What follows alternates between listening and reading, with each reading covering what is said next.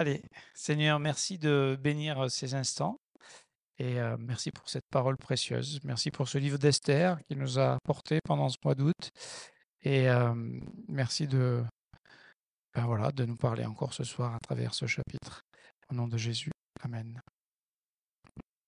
Donc nous sommes dans Esther chapitre 8 et on va lire le chapitre ensemble si vous voulez bien. En ce même jour, le roi Assuérus donna à la reine Esther la maison d'Aman, l'ennemi des Juifs, et Mardochée parut devant le roi, car Esther avait fait connaître la parenté qui l'unissait à elle. Le roi ôta son manteau qu'il avait, reprit à Aman, et le donna à Mardochée. Son anneau, pardon. Le roi ôta son anneau qu'il avait repris à Aman et le donna à Mardochée.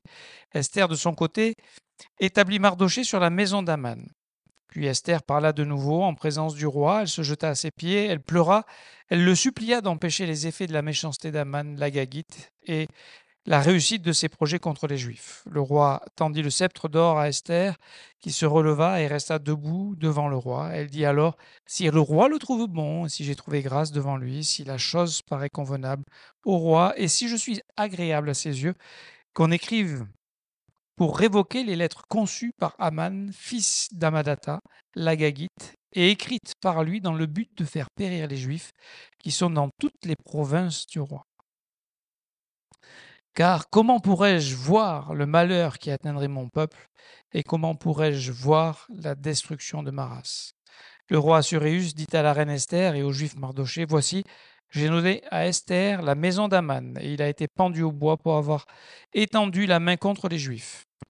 Écrivez donc en faveur des Juifs comme il vous plaira, au nom du roi, et scellez avec l'anneau du roi, car une lettre écrite au nom du roi et scellée avec l'anneau du roi ne peut être révoquée. Les secrétaires du roi furent appelés en ce temps le 23e jour du 3e mois, qui est le mois de Sivan. Et l'on écrivit, suivant tout ce qui fut ordonné par Mardochée, aux Juifs, aux satrapes, aux gouverneurs et aux chefs des 127 provinces situées de l'Inde à l'Éthiopie, à chaque province selon son écriture, à chaque peuple selon sa langue, et aux Juifs selon leur écriture et selon leur langue. On écrivait au nom du roi Assuérus et l'on scella avec l'anneau du roi. On envoya les lettres par des courriers ayant pour monture des chevaux et des mulets nés de juments. Par ces lettres, le roi donnait aux Juifs, en quelque ville qu'ils soient, la permission de se rassembler et de défendre leur vie, de détruire, de tuer et de faire périr avec leurs petits-enfants et leurs femmes tous ceux, tous ceux de chaque peuple et de chaque province qui prendraient les armes pour les attaquer et de livrer leurs biens au pillage. Et cela en un seul jour, dans toutes les provinces du roi Assuérus, le 13e du 12e mois, qui est le mois d'Adar. Ces lettres renfermaient une copie de l'édit qui devait être publié dans chaque province et informaient tous les peuples que les Juifs se tiendraient prêts pour ce jour-là à se venger de leurs ennemis. Les courriers montés sur des chevaux et des mulets partirent aussitôt et en toute hâte. D'après l'ordre du roi, l'édit fut aussi publié dans Suse, la capitale. Mardochée sortit de chez le roi avec un vêtement royal bleu et blanc, une grande couronne d'or et un manteau de byssus et de pourpre. La ville de Suse poussait des cris et se réjouissait. Il n'y avait pour les Juifs que bonheur et joie, allégresse et gloire. Dans chaque province et dans chaque ville, partout où arrivait l'ordre du roi et son édit, il y eut parmi les Juifs de la joie et de l'allégresse, des festins et des fêtes. Et beaucoup de gens d'entre les peuples du pays se firent juifs car la crainte des Juifs les avait saisis. Voilà un beau passage. Et on avance, on terminera dimanche l'histoire d'Esther. Dans ce chapitre 8, j'aimerais repréciser un petit peu les déroulements des événements qui nous ont amenés jusque-là pour comprendre un principe, le timing de Dieu, qui quelquefois nous trouble. On a du mal à comprendre le temps de Dieu, le plan de Dieu dans son déroulement dans le temps. Hein. Nous, on est prisonnier du temps. Hein. On ne peut pas en sortir du temps. Dieu est en dehors du temps. Donc, il a une notion au temps qui est totalement différente de la nôtre. Lui, il n'est pas prisonnier du temps. Hier, aujourd'hui, demain, dans 1000 ans, tout ça, pour lui, il n'y a pas de différence. Ça nous dépasse, on ne comprend pas, mais c'est comme ça. C'est la grandeur et la puissance de notre Dieu.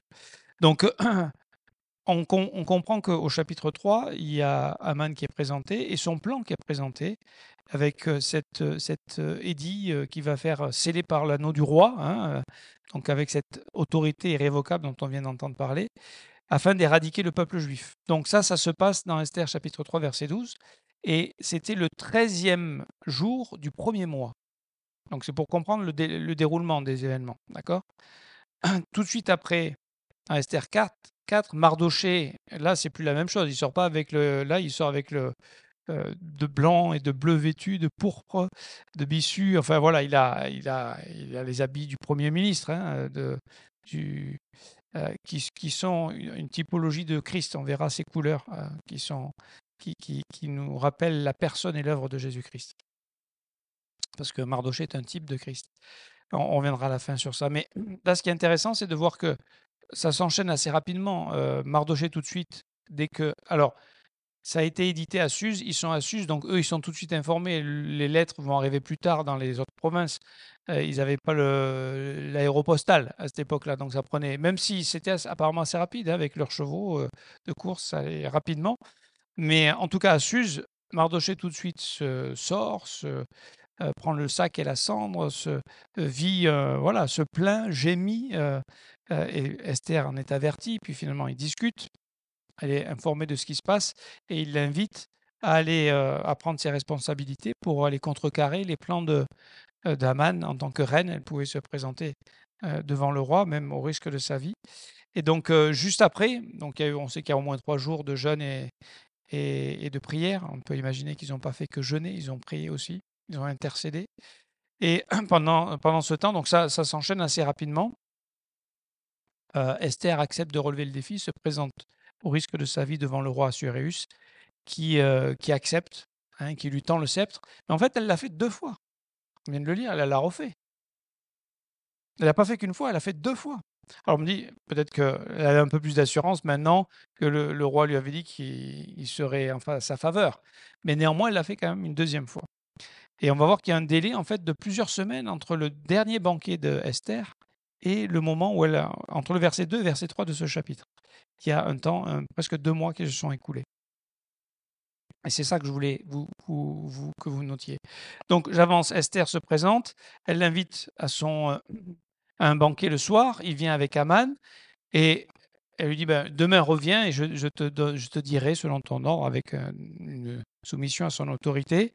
On a parlé de ça aussi, la façon dont elle était soumise avec respect, même si c'était un roi païen, elle reconnaissait l'autorité que Dieu lui avait donnée. Et donc elle s'est soumise à cette autorité de manière différente de celle d'Aman, hein. Lui, il était soumis pour pouvoir prendre cette autorité. Il était dans un autre principe, lui, hein. Il était soumis d'apparence, mais pas de cœur, pas d'attitude en tout cas. Donc, Esther 6, on voit que déjà, il y a le pré-renversement divin, hein, le délai, le temps de Dieu. Elle aurait pu lui dire tout de suite, parce qu'il était déjà disposé à lui donner la moitié du royaume. Donc, elle aurait pu. Non, elle laisse le temps de Dieu se faire. Et ça, on a du mal à nous. Nous, on aurait dit tout de suite, ben voilà, c'est ça le problème, règle le problème. Non, des fois, il faut savoir laisser Dieu travailler dans les cœurs. Nous, on voudrait régler tout de suite. On a un problème avec quelqu'un, on veut le régler tout de suite. Ben, peut-être prie avant. Laisse Dieu agir. Fais confiance à Dieu. Laisse Dieu te montrer. On parlait au temps de questions-réponses que certainement, est-ce qu'elle avait tout le plan révélé de comment elle allait faire un banquet, 2 banquets? Peut-être pas. Peut-être qu'elle a laissé Dieu la conduire. Et peut-être qu'au premier banquet, c'était pas le temps de le dire. Et elle a su accepter et discerner, dire ok, bon, ben, on va refaire un banquet. Et là, le chapitre 6 arrive avec ce pré-renversement qui est là, où Mardoché, qui devait être pendu au bois à 25 mètres de haut, finalement, c'est lui qui est honoré par Aman dans la ville. Bon. Et le lendemain, donc, il y a le banquet, 2e banquet.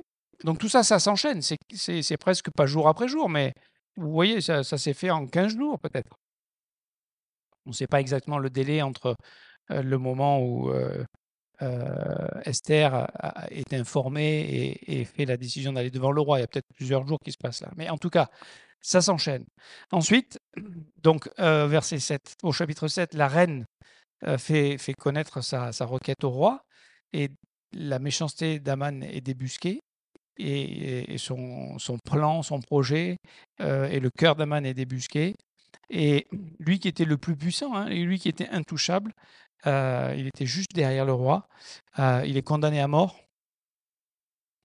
On voit encore, on a vu, hein, l'influence de l'eunuque. En fait, le roi, il est souvent conduit par les gens autour de lui. Lui qui est pourtant le maître de tout, finalement, il est facilement soumis aux situations, aux circonstances. Les gens qui pensent qu'ils dirigent leur vie, ils ne réalisent pas combien ils sont influencés par les choses autour d'eux, par les idéologies, par la culture, par des personnalités, par des conseillers, on sait, voilà. Donc, en tout cas, il est condamné à mort, renversement divin. Aman meurt à la fin du chapitre 7 et on arrive au chapitre 8 et on vient de le lire. Mardoché prend sa place, c'est lui qui prend l'autorité qu'avait Aman, il a l'anneau, il est propulsé à la première place. Alors, c'est vrai que il est présenté comme celui qui a sauvé le roi quand même, hein. Donc il y a eu tout un processus pour... Il était avec le sac et la cendre et là il se retrouve dans la gloire. En plus, la maison d'Aman, c'est pas que sa maison, ses propriétés. Et visiblement, Aman était riche, très riche. D'accord, il avait le pouvoir, il avait la richesse, il devait avoir une grande maison. Il avait 10 fils et des serviteurs et des amis et des conseillers. C'était un petit château qu'il devait avoir dans la ville de Suse. Et donc ça, c'est donné à Esther qui donne la gérance à Mardoché. Donc voilà, il passe de presque pas inconnu parce qu'il était quand même dans les conseillers du roi, mais il est tout de suite élevé. Et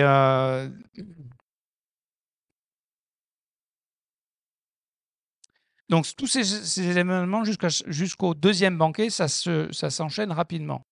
Et là, il nous est dit dans Esther chapitre 8, verset 9, lorsqu'il commence à écrire le second édit ou décret pour essayer de contrecarrer le plan de Haman, les secrétaires du roi furent appelés en ce temps-là le 23e jour du 3e mois.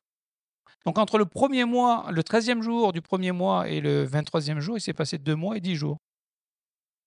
C'est-à-dire que là, on peut imaginer que voilà, il y a 7-8 semaines qui sont entre la fin du deuxième banquet et lorsque, au verset 3, la reine vient se présenter à nouveau devant le roi. Pourquoi je vous dis ça? Parce que c'est comme ça que c'est présenté et ça nous permet de comprendre ce timing de Dieu. Le roi, il a fait des belles promesses. C'est vrai qu'il a éliminé Haman, la première menace, mais en réalité, il n'a rien fait du tout.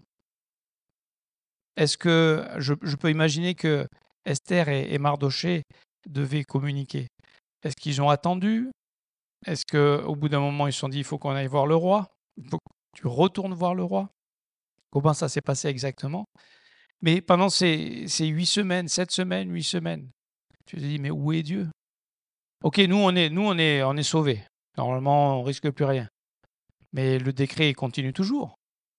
La méchanceté d'Aman et son plan pour éradiquer le peuple juif, ça court toujours, ça va se passer. Alors, évidemment, il y a toujours la main de Dieu, puisque le sort fait que c'était prévu, la journée de massacre était prévue à la fin de l'année, donc ils ont encore plusieurs mois devant eux, hein. Si ça avait été là, vous imaginez, si c'était tombé le sort le 3e mois, ça se serait passé différemment, on peut imaginer. En tout cas, ils ont quand même le temps, mais il a fallu que Esther revienne. Et c'est pour ça qu'on a ces versets 3, au verset 3 de ce chapitre 8. Esther parla de nouveau en présence du roi. Elle se jeta à ses pieds, on voit son attitude, son brisement. Vous savez, euh, on est croyants, on est enfants de Dieu, on a l'assurance de notre salut. Et tout à l'heure, on priait pour nos familles, pour nos proches, pour ceux qu'on voudrait voir avec nous dans l'éternité, avec le Seigneur, dans son règne, qui ne sont peut-être pas encore sauvés. Et on a un fardeau pour eux. Mais est-ce qu'on a un fardeau pour les perdus? Est-ce qu'on a un fardeau pour le peuple de Dieu qui n'est pas encore, le reste de Dieu qui n'est pas encore entré dans la maison? Est-ce qu'on a ce désir, on dit, oh, moi je vis ma vie, j'essaye de vivre au mieux que je peux, puis les autres, ils font ce qu'ils peuvent aussi, hein, chacun fait ce qu'il a à faire. Parce qu'on essaie dans cette pensée tellement individualiste, qu'on est tellement centré sur soi qu'on ne s'occupe pas des autres, qu'on ne pense pas aux autres. Et là, je trouve assez intéressant de voir qu'Esther, elle est brisée pour son peuple et pour le salut de son peuple. Alors là, c'est dans des circonstances un peu différentes, mais nous, on fait l'application par rapport au salut de la vie éternelle. Et les gens, comment seront-ils sauvés s'ils n'entendent pas, et si personne n'est envoyé, et si personne ne leur parle? D'accord? Dans Romains chapitre 10. D'où l'importance pour nous d'avoir aussi cette pensée qui est... Et c'est possible parce qu'on a... En fait, c'est le cœur de Dieu. C'est les pensées de Dieu. Et si on a les pensées de Dieu, ben, ça va permettre de pouvoir les vivre, les communiquer et les manifester dans les circonstances du quotidien. Hein, et de voir que partout où on peut avoir peut-être une occasion de parler à quelqu'un, de témoigner à quelqu'un, de semer le parfum de Christ. Quelquefois, on n'a pas besoin de parler. Quelquefois, on a juste besoin d'être rempli de Dieu et d'avoir une attitude différente de celle de ce monde. Et ça parle peut-être encore plus fort par nos actes, par nos silences, quelquefois. Mais en tout cas, ce qui est beau de voir, c'est qu'elle est brisée, Esther, pour son peuple, et qu'elle n'a pas peur de retourner encore devant le roi, de re-risquer. Peut-être un peu moins, c'est moins élevé que la première fois, on peut imaginer. Mais donc le roi l'accepte de nouveau, verset 4. On voit son attitude, hein, si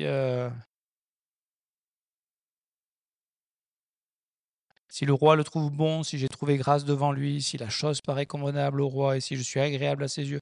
Donc elle est... Et dans son discours, il y a beaucoup de sagesse. En fait, elle pourrait être très rancunière parce que qui c'est qui a fait cet édit? Bien sûr qu'il a conçu et qui avait le plan et la méchanceté, c'est Aman.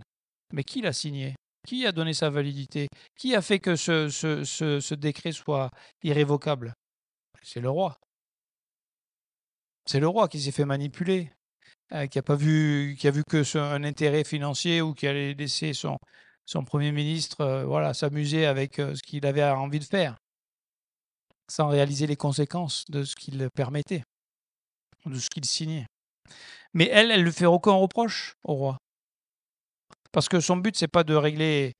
Aman, c'est régler son compte, mais son but, c'est pas de régler le compte du roi. Son but, c'est que le peuple soit sauvé. Donc, des fois, dans les situations, dans les conflits, nous, on veut avoir raison. Non, le but, c'est quoi? C'est que la gloire de Dieu soit manifestée. C'est que les gens soient sauvés. Et peut-être, quelquefois, on sera dans des situations d'humiliation, d'accepter, de perdre, voilà, de s'abaisser pour que d'autres puissent être sauvés. En tout cas, c'est ce que notre famille Esther est en train de faire. Et je trouvais assez intéressant de voir la grâce que Dieu nous fait de pouvoir être utile. Sans Esther, comment Dieu aurait fait autrement? Mais il a choisi d'utiliser Esther. Et c'est Dieu, bien sûr, qui fait l'œuvre derrière. C'est Dieu qui est en contrôle de tout. C'est Dieu qui est pleinement souverain. Mais Esther, elle n'est pas inactive. Elle n'est pas passive. Elle n'est pas juste... et nous, en tant que croyants, nous, on ne peut sauver personne. Mais notre foi, notre vie, notre marche, notre obéissance, notre obéissance jusqu'à renoncer à nous-mêmes, ce qu'elle fait pour le bien des autres, porte un fruit qui est extraordinaire, n'est-ce pas? Et donc, et de voir la grâce que Dieu nous fait de faire partie de ce salut merveilleux qu'il est en train d'opérer dans l'humanité et de s'acquérir un peuple, de s'acquérir une église. Donc, le point que je voulais souligner, c'est quand même la notion du temps. Nous, on voudrait tout régler tout de suite, rapidement, mais ça prend du temps. Ça prend du temps dans notre vie. Ça prend du temps dans la vie des autres. Dans un couple, des fois, on voudrait régler les choses. Ça prend du temps. Et c'est pas parce qu'il y a du temps que Dieu n'est pas à l'œuvre. C'est pas parce qu'il y a un délai que Dieu n'est pas en train d'agir ou qu'il ne va pas finir la chose. Ce que Dieu a commencé, il l'achève. Donc ça, c'est pour notre sanctification, c'est un grand encouragement. Parce que des fois, on peut être découragé. Hein, on fait un pas en avant et trois en arrière. On se dit, ok, où est Dieu? Ça prend du temps.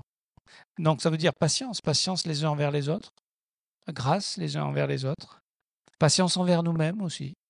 Et comme voilà, de la poussière, on est la poussière. Et de la poussière, voilà, on peut adorer Dieu, on peut glorifier Dieu, on peut honorer Dieu, on peut élever Dieu.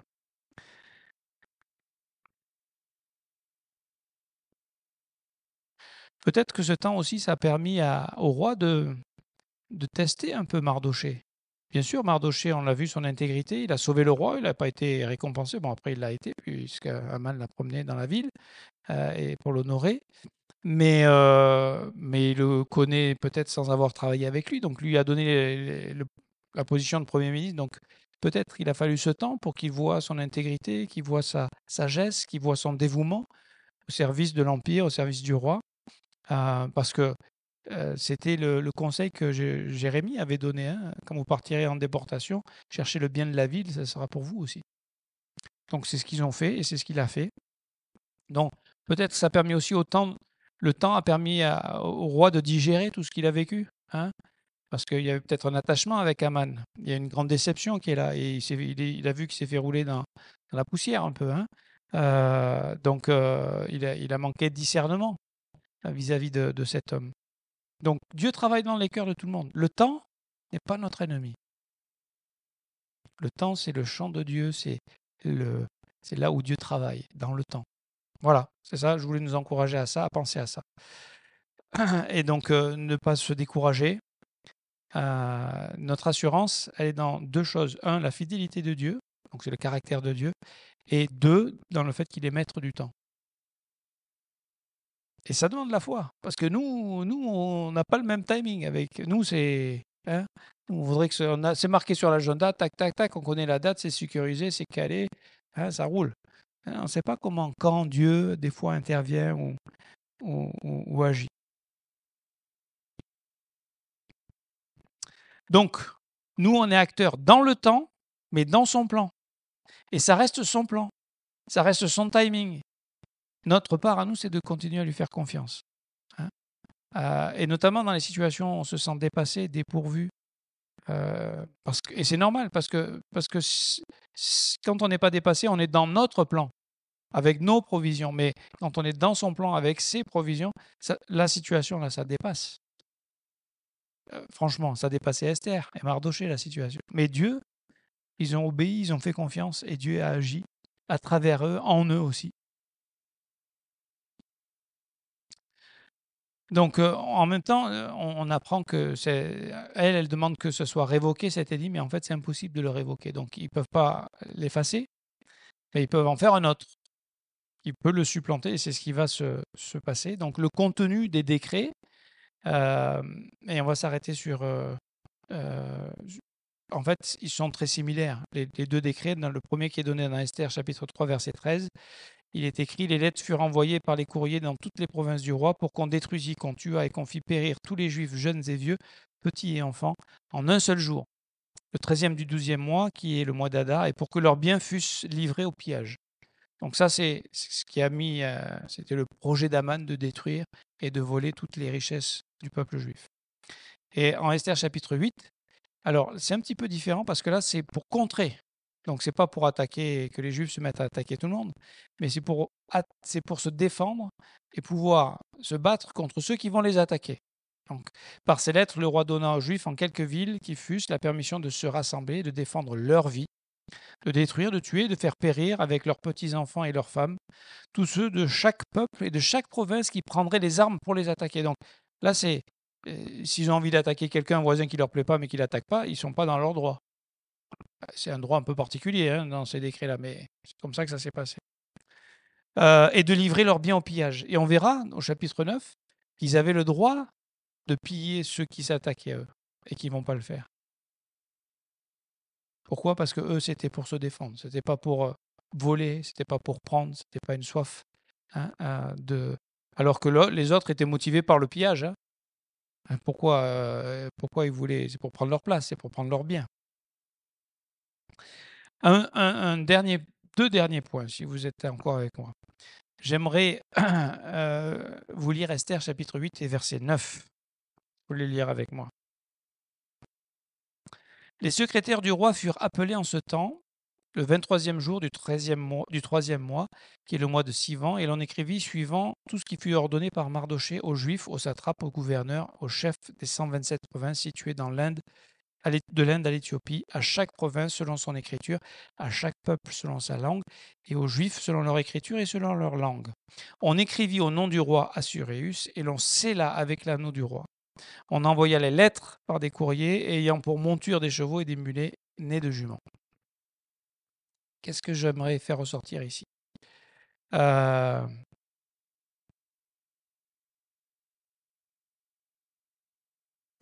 le premier décret a mené une consternation totale parmi les Juifs, parce que c'était leur fin annoncée. D'accord? Et là, ce deuxième décret va leur permettre de se défendre et par la foi aussi, de croire que Dieu va les aider à se protéger contre le mal qui était, dont certains avaient l'intention de profiter pour les dépouiller. Mais qu'est-ce qui va faire la différence? Quand le premier décret est sorti, c'est la consternation, c'est les pleurs. Pendant que Haman et le roi sont à boire et à festoyer, c'est la consternation parmi le peuple. D'accord? À cause de quoi? À cause d'un écrit, à cause d'une parole, à cause d'un décret. Et le deuxième décret va apporter, on va le voir, c'est la joie, c'est la fête, c'est les... là, et là, et là, et là, et là, et là, ils n'en peuvent plus, là. Alors que rien ne s'est passé. Il n'y a rien qui est encore arrivé. C'est dans 6 mois que les choses vont arriver. 9 mois même, puisque c'est le 12e mois qu'on est au 3e mois. Pourquoi c'est la fête? Parce qu'il y a une parole, parce qu'il y a un décret, parce qu'il y a un édit. Et nous, qu'est-ce qui nous permet de nous réjouir et de festoyer dans un monde difficile, dans un monde triste, dans un monde euh, morose, déprimé? Qu'est-ce qui nous permet de nous réjouir, nous, aujourd'hui? La parole écrite, le décret de Dieu, le plan de Dieu révélé. Dieu nous a donné sa parole inspirée. Elle est incarnée. Je veux dire, c'est pas juste des mots, c'est des mots écrits avec, à travers la personne révélée de Jésus-Christ. Hein, dans Jean chapitre 1, verset 1, au commencement était la parole, et la parole était avec Dieu, et la parole était Dieu, elle était au commencement avec Dieu. Toutes choses ont été faites par elle, et rien de ce qui a été fait n'a été fait sans elle. En elle était la vie, et la vie était la lumière des hommes. Et verset 14, et la parole a été faite chair, et elle habitait parmi nous, pleine de grâce et de vérité. Et nous avons contemplé sa gloire, une gloire comme la gloire du Fils unique venu du Père. Je veux dire, la parole de Dieu, les promesses de Dieu. La foi, c'est s'appuyer sur ça. Est-ce que tout est encore accompli? Non. On a les prémices, on a les arts de l'esprit. Mais on a déjà goûté. On peut déjà, comme eux, se réjouir et faire la fête. Parce que l'œuvre est accomplie. Christ a tout accompli. N'est-ce pas? Et j'aimerais faire juste cette remarque. André et Nathanaël m'ont prêté un livre dans lequel j'avance doucement, doucement, mais sûrement. C'est en anglais, alors c'est plus difficile. Et tu avais raison, c'est quand même un niveau un peu élevé pour moi. Mais en tout cas, ce que je lis, ça me passionne. Et dans un des chapitres que j'ai lu, il rappelait que, en fait, Dieu, dans Genèse chapitre 9, Babel, chapitre 9, non, peut-être 10, 9, 10 par là, les langues et les nations. Mais pourquoi est-ce que Dieu fait ça? Et parce qu'en fait, là, on est dans un système où chaque fois, il y a eu des empires, des gens qui voulaient tout gouverner. Hein, l'empire assyrien, les Égyptiens, l'empire assyrien, l'empire perse, médo-perse. Après, ça va être l'empire grec. Après, ça va être l'empire romain. Et en fait, tous ces grands empires, c'est quoi? C'est pour formater tout le monde. C'est comme une dictature où on contrôle tout le monde. Et Dieu a voulu qu'il y ait des langues et des nations. Et pourquoi je vous dis tout ça? Parce que qu'est-ce qui a été révolutionnaire dans nos pays européens? Qu'est-ce qui a fait la différence? Vous voulez que je vous dise? Qu'est-ce qui a fait que nos pays ont explosé en connaissances, en sciences, en technologie, dans tous les domaines? Je vais vous dire, c'est la Bible. La Bible qui a été traduite dans la langue des gens. L'allemand, c'est grâce à Luther qu'il a été. La langue allemande, c'est Luther.